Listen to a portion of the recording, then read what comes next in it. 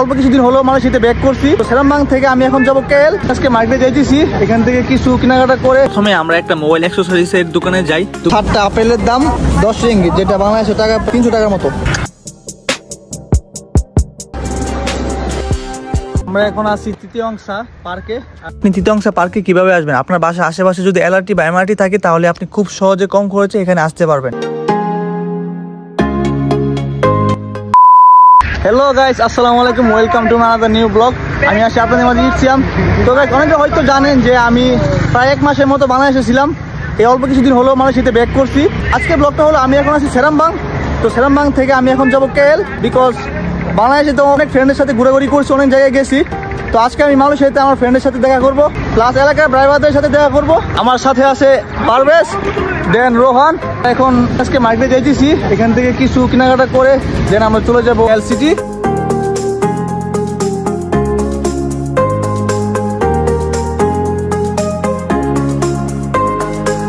প্রথমে আমরা একটা মোবাইল অ্যাক্সেসরিজের দোকানে যাই। দোকানে যাওয়ার কারণ হলো আমার এক ফ্রেন্ড, ওর ফোন হাত থেকে পড়ে ফোনের টেম্পার গ্লাস ফেটে গেছে। তো এখান থেকে আমরা টেম্পার গ্লাসটা চেঞ্জ করে নেই, চেঞ্জ করে দেন আমরা এনএসকে এর ভিতরে যাই।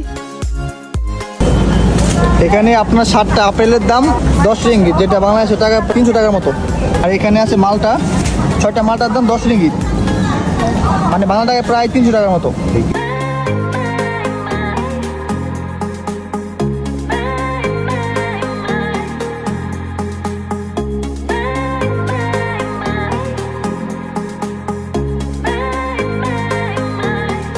ভাই, জীবনে কিছু করতে হইলে অবস্থান পরিবর্তন করতে হয়। হ্যাঁ, না হয় আগেকার দিনে যখন আমরা ফ্রেন্ডের বাসায় যাইতাম তখন যাইতাম হইলে ভাই খালি হাতে। এখন অবস্থান পরিবর্তন হয়েছে, এখন হেরা ফল ফুল নিয়ে যাইতেছে। তো জীবনে কিছু করতে হইলে অবস্থান পরিবর্তন করতে হবে। তো এখন আপাতত আছি এনএসকে সামনে, দেখতেছেন আমাদের পিছনে এনএসকে। তো এখন এর জন্য অপেক্ষা করতেছি, গ্রাব আসলে দেন আমরা চলে যাব কেএল সিটি আমাদের ফ্রেন্ডের কাছে। ওইখানে আমাদের ফ্রেন্ড দেন ড্রাইভারদের অনেকে আছে। তো আমরা ওইখানে গিয়ে প্রায় একদিন সময় কাটাবো। একদিন আমরা কি কি করি সব কিছু এই ব্লগের মাধ্যমে আমি আপনাদেরকে শেয়ার করব। তো দেখতে থাকুন, আশা করি ব্লগটা খুবই এনজয় করবেন। তো লেটস সি।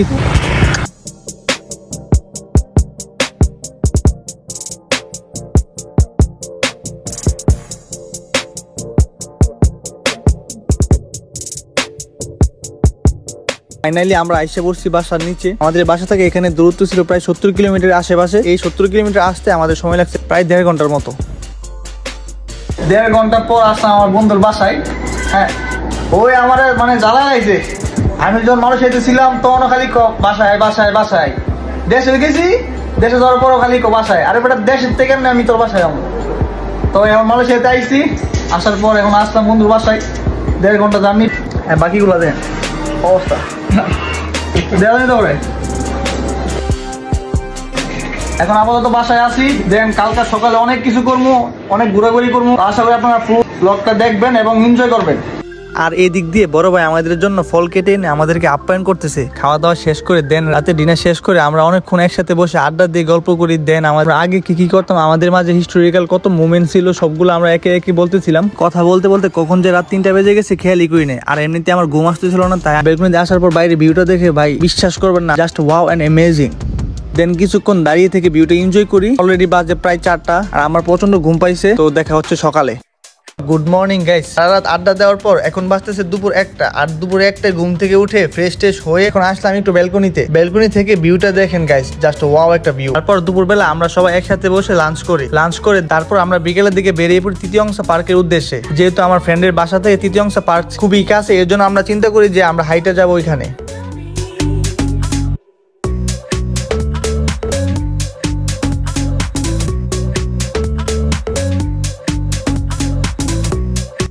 আপনি তৃতীয়াংশা পার্কে কিভাবে আসবেন? আপনার বাসার আশেপাশে যদি এলআরটি বা এমআরটি থাকে তাহলে আপনি খুব সহজে কম খরচে এখানে আসতে পারবেন। যদি এমআরটি দিয়ে আসেন তাহলে আপনার নামতে হবে হসপিটাল কুয়ালালামপুর। আর যদি এলআরটি দিয়ে আসেন তাহলে আপনার নামতে হবে তৃতীয়াংশা।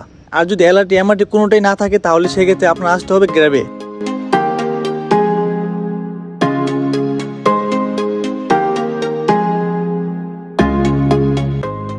আমরা এখন আছি তৃতীয়াংশা পার্কে। এটা আসলে কেএলে অবস্থিত। কেএলের ভিতরে তৃতীয় অংশে পার্কটি হলো একদম ন্যাচারাল পরিবেশ। আপনি আপনার যত মন খারাপ থাকুক না কেন, আপনি যদি এই পার্কটাতে আসেন তাহলে অবশ্যই আপনার মন ভালো হয়ে যাবে। আর যদি আপনার যদি ফ্যামিলি থাকে তাহলে আপনি ফ্যামিলি নিয়েও আসতে পারবেন এবং পিকনিক করতে পারবেন। দেন আপনি চাইলে বাসা থেকে খাবার নিয়ে এসেও এখানে খেতে পারবেন। আর এখানে বাচ্চাদের খেলার জন্য অনেক ধরনের অ্যাক্টিভিটিস আছে। আর এই পার্কটাতে বাংলাদেশে অনেক ভাইদের দেখছি তার ফ্যামিলি, ওয়াইফ এবং বাচ্চা কাচ্চা নিয়ে আসতে।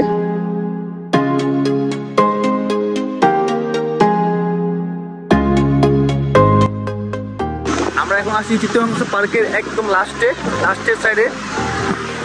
এটা হলো তৃতীয় অংশ পার্কের সামনের সাইড। আমরা একদম উপরের সাইডে আছি। আমরা হাঁটতে অনেক ক্লান্ত হয়ে গেছি, তো এখন হালকা কিছু কোল্ড ড্রিঙ্কস খাইতেছি। কোল্ড ড্রিঙ্কস না, মালয়েশিয়াতে এটাই বলা হয় মিনুম।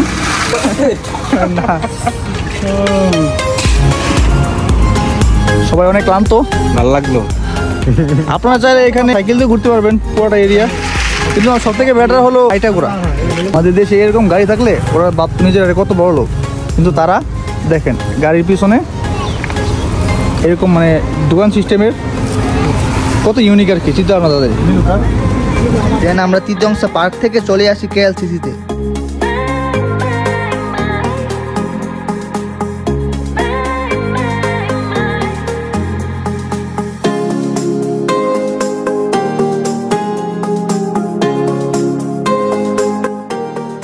কেএলসিসি ঘোরা শেষ করে এখন বাসার উদ্দেশ্যে রওনা দিছি। আজকের ব্লগটা এই পর্যন্তই, দেখা হচ্ছে নেক্সট ব্লগে। ধন্যবাদ।